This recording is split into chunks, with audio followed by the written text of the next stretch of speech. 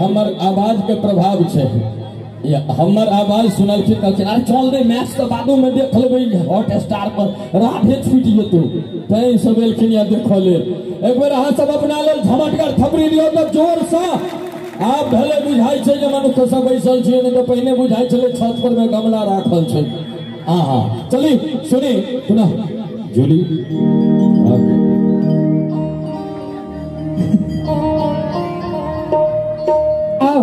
एक और माँ भगवती के गीत और तकर बाद दोसर कलाकार एता जे सबके इंतजार में छियो फिर एबे ना तकर बाद सुनाब की एलो तोरे द्वार पूजन दुर्गा मैया पूजन दुर्गा मैया हे पूजन दुर्गा मैया पूजन दुर्गा मैया पूजन दुर्गा मैया आराम जे ताली में बजे तीन की सातों विद्याराम एना पट पट पट पट बजा कर नीचे में करिए संगे संगे ताली बजाओ बीट टू बीट दोनों हाथ उठा दियो सब गोटे हेलो तोहरे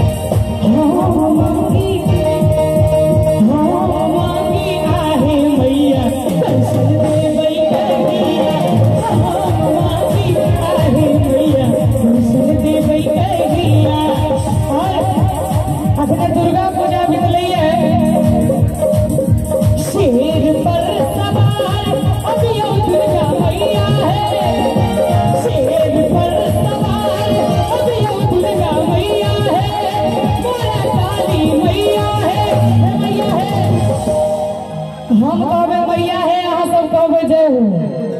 की कहबे? अरे जोर से बजियो, मर्दों वाली आवाज निकालिए। ई मर्दों वाला आवाज छै। अहाँ सब तेज तो हम बजे छियो। एबे कहियो तो जय हो नहीं भेल। अहाँ सब कहियो तो भैया। हाँ देखियो, अहाँ सब कहियो तो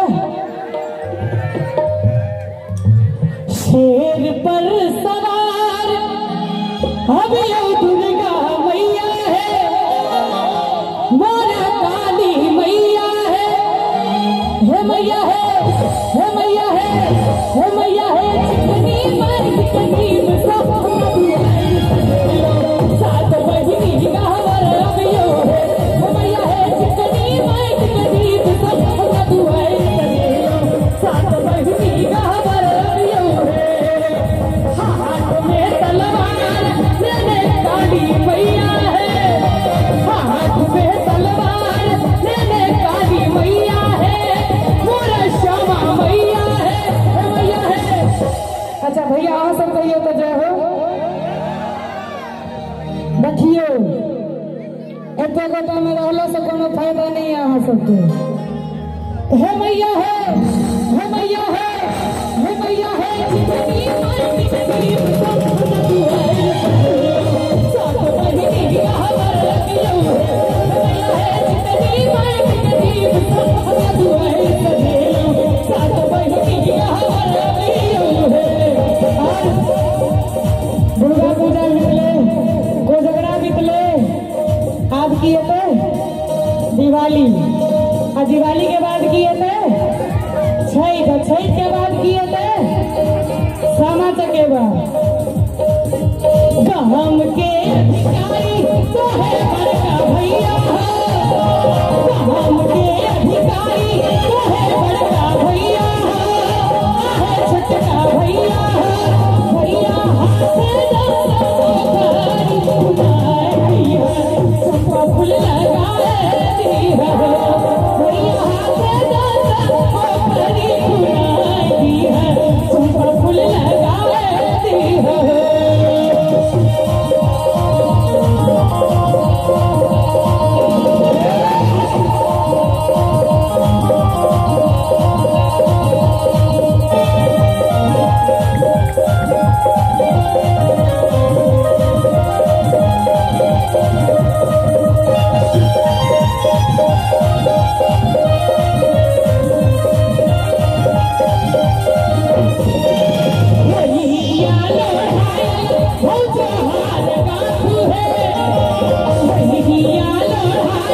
हो जो